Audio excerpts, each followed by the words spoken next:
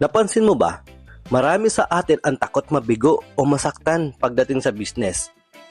Pero kung susuriin mo ng mabuti, ang takot ay hindi naman talaga nanggagaling sa mismong failure. Nanggagaling ito sa ating perception, sa kung paano natin binibigyang kahulugan ang bawat pagkakamali natin. Madalas nating isipin na ang bawat sablay ay katapusan na ng ating kredibilidad. Pero sa mundo ng operations management, iba ang tingin natin dito. Ang pagkakamali ay hindi emotional. Ito ay data. Ito ay impormasyon na nagsasabi sa iyo kung anong bahagi ng iyong system ang kailangang i-adjust o i-upgrade. Kaya ang maipapayo ko sa iyo, huwag mong tingnan ang failure bilang kabaligtaran ng success. Ituring mo itong feedback loop. Kung hindi ka sasablay, hindi mo malalaman kung paano mag-improve. Ang growth ay hindi nangyayari sa loob ng iyong comfort zone.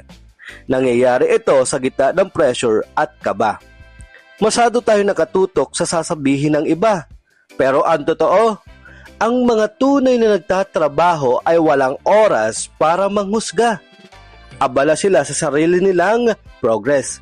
Ang bawat awkward moment ay investment sa iyong skill development. Habang ang iba ay naghihintay ng perfect version, ang mga matatalinong strategies ay gumagalaw na. Ano ang mas masakit? Ang sumubok at pasamantalang mabigo? O ang mabuhay na may pagsisisi dahil hindi mo man lang sinubukan? Hindi mo kailangan maging matapang agad. Kailangan mo lang maging decisive. Drive safe and let's keep moving forward.